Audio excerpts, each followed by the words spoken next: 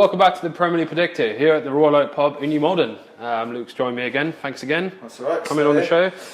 Luke's been on before. I mean, I think you did quite well with predictions. I think I did all right with them. Yeah. A lot better than the start of the year. So when, as is on sort of the one of your video reels, my face sort of says Mitrovic is going to do absolutely dreadful. I've been getting better throughout the course of the season. I mean, your video got probably one of the most highest views, so people obviously like to see Luke DOLPHIN on camera. That's why I'm back. So I'm very happy to be on a show run by a Liverpool fan, especially just after Wolves have beat Liverpool 3-0. Yes, thanks for reminding everybody, especially me. Right, we're going to get straight into it. First game is Saturday, 12:30, West Ham versus Chelsea. I've gone for a 1-1 draw. Yeah? Yeah, I think, although I think West Ham are going to be struggling for the rest of the season down around the relegation zone. Managing to draw yesterday, say against Newcastle, would have given them a lot of confidence. Yeah. Chelsea as well. Spent £350 million on a team. You can't buy a win against Fulham. No, yes, you can't buy a win against Fulham. Yeah, sort of like the players, they're not sort of gelling well together. No, it's going to take time for sure. Yeah, they get Felix, he gets a red card straight away. They spent £350 million on players. Would he be back for this game? Did he miss a few games? I think it's probably, yeah. In terms of the loan, sort of getting a red card and sort of only playing sort of an hour, I think it's already cost them about £3 million for an hour of football.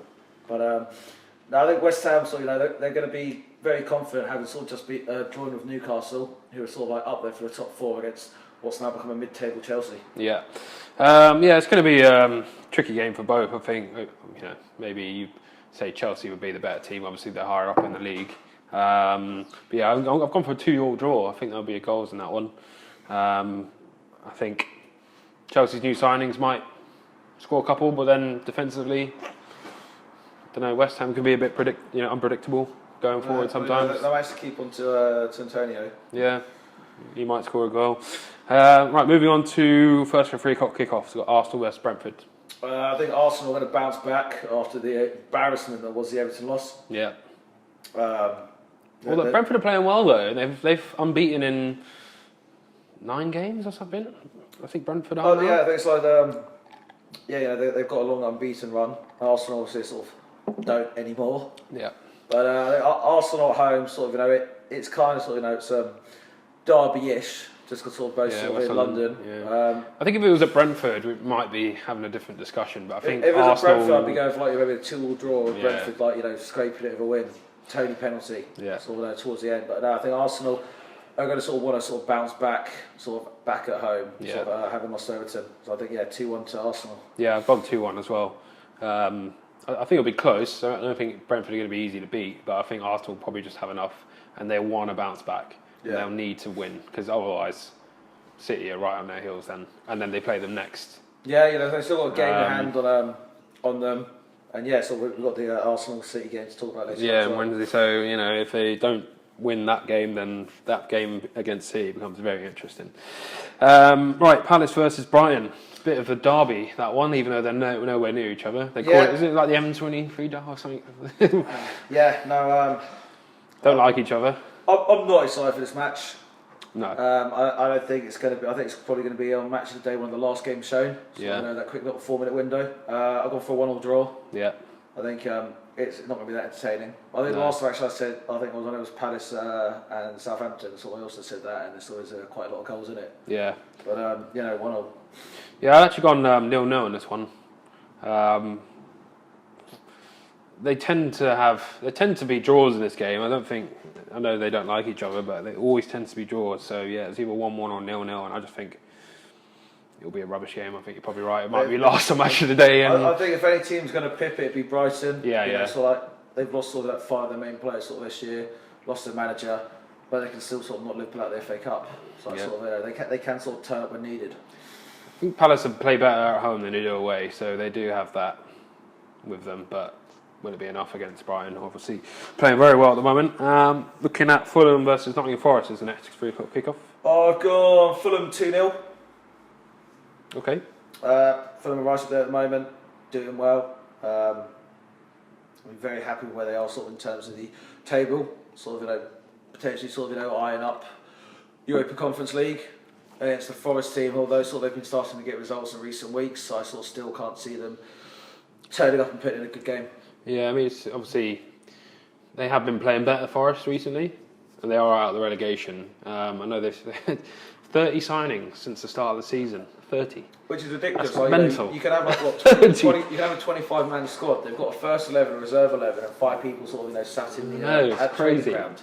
It's like you can't buy that many people. It's like when Fulham came up for a few years ago, first club to spend £100 million sort of having get promoted. Bought so many players, went straight back down. Yeah. And Forest, until sort of recently, sort of have been sort of right down there.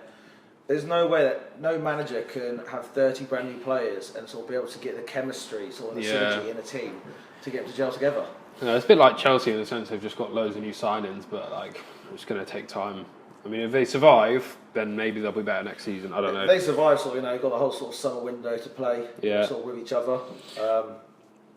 But sort of in terms of sort of having to turn up every 4 or 5 days for a game, so it's going to be tough. I've actually gone for a 1-1 draw on this one. Just got a feeling Nottingham Forest will get something out of the game. I think Fulham, they obviously, they've improved a lot and they've proved a lot of people wrong this year, playing very well. But I don't know. I mean, I'd either say Fulham or a draw, but I've gone for a draw. I've gone a bit controversial. Leicester Spurs is the next 3 o'clock kickoff. Usually quite a lot of goals in that one. There are, so I would have thought, say Villa would have sort of spanked Leicester there the weekend just gone. Leicester haven't been playing well, but winning 4-2. 4-2 quite comfortably. Yeah, lots of goals. And one of the Villa goals was an own goal by Leicester as well. Yeah. So they are sort of starting to play better. I still think sort of their manager sort of could be one of the next ones to go. But I have gone for a 2-1 away win for Spurs. Okay. Yeah, I've gone the same. I think Spurs will probably edge it. They are the better team. Leicester tend to play better away from home. I don't know why. Maybe the pressure's off. Turned up this year. No, he's not. To be fair, he's not really turned up since they've won the league. That season where they won the league, he was amazing. And then since then, that's all that matters. Got his prize and that was it. Southampton Wolves, your team is the next game. I think we're going to score. Purely because Southampton are sort of right down there, sort of with us, towards the bottom. At the bottom, sort of they're not good. I think sort of like us scoring 3 goals, we're finally getting the chemistry like in a team with new signings. Like Lopetegui's who wanted to sign 6 years ago when Foden first took over. Then obviously went off to Spain, Madrid, Sevilla, and come back to us. Finally, the players have got the way that we played sort of against Liverpool. So like we were passing the ball around, sort of like actually making chances and sort of taking them opposed to just hitting the ball in the box and be like, oh crap, no one's there. And against the Southampton team, that sort of, like Billy said last week, I'm only going to get a goal by a Ward-Prowse free kick. Yeah. I've gone for Wolves to win 2-1. And they struggled against Brentford, obviously beat them 3-0. It's not looking good. His manager's obviously arguing in press conferences. It's not going well for them. I don't think he was the right appointment, but no. I've gone for a 1-0 Wolves. I think Wolves will sneak that. Very happy to hear that. Yeah. Might have not have said it if Liverpool had beaten Wolves, but here we are. Such a change. Yeah. Right, moving on to 5:30 kickoff. Bournemouth Newcastle. Newcastle playing at 5:30 again. Yeah. Do you see Newcastle winning that one easily? Oh, Joe Linton's the best player in the world. Joe Linton. Yeah. Newcastle 3-0. 3-0. Okay. Unlucky sort of against West Ham, but sort of they're up at the top for a reason. They've got the talent. How's done an amazing job. Bournemouth right down there, sort of like Southampton. Sort of they'd be looking to get results against the teams around them, not a team that's vying for Champions League football. Yeah, I've gone Newcastle win. I've not gone as bold as you with 3-0. I've just gone a 1-0. Bournemouth aren't. I mean, obviously they were close to getting something out of Brighton yesterday. Obviously, Matoma scored again. Right at the end of the match. But I feel like Newcastle will just sneak it again. Another 1-0. Probably won't be an entertaining game. But we'll see on that one. Moving on to Sunday, we've got Leeds versus Man United again, because obviously Leeds Man United playing Wednesday this week. Well, Man United Leeds, and now they're playing a reverse fixture on the Sunday. So, how do you see that one going?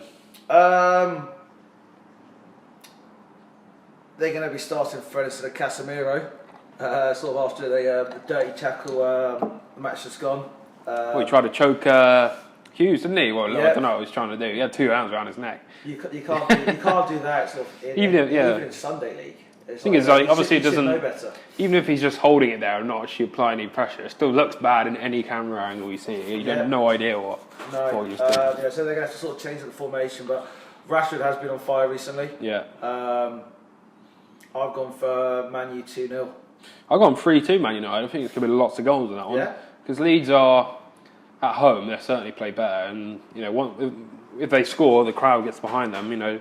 I can see it being quite an entertaining game, but I do think Man United will still win. But yeah, I've gone quite bold, 3-2. Don't get a lot of 3-2s. Moving on to the 4:30 kickoff, which is Man City versus Aston Villa. Comfortable win for Man City. I've got quite a lot of goals put there actually. 3-0 Man City. 3-0, okay. Yeah, I mean, you probably wouldn't say anything other than a City win here. Aston Villa obviously were playing better until they lost against Leicester. Yeah, with Unai Emery. If there's any team you don't want to be playing against after conceding 4 goals to a team that's like right down at the bottom, it is the club that's got the top goal scorer in the country. Yeah, and I think, I've gone 2-0 to Man City. I just don't, it's going to be, surely it's a clear-cut Man City win. Maybe Aston Villa might get a goal, but they don't have a good record against City at all. But anyway, moving on to Liverpool versus Everton. The big match. 8 o'clock on Monday night. Relegation battle, probably. Some people might call it. I think out of the two of them, Everton are the one that are more likely to stay up now. Well, I mean, after they beat Arsenal, it's definitely changed things now. Yeah, if I'd say them playing Liverpool now is probably the best time for them to do it. They've just beat the team that are top of the league, were running away with it. They've now pegged them back to City, could overtake them. Liverpool, having been performing, got spanked by Wolves, 3-0. If Everton are going to be playing their rivals, they're going to want to do it having just beat the top team in the country. Yeah. I mean, if it was at Goodison, I would be very weary, and I would probably say Everton are more likely to win it. But because it's at Anfield... That's why I've gone 1-1. You gone a draw? I've gone for a score and draw. Yeah.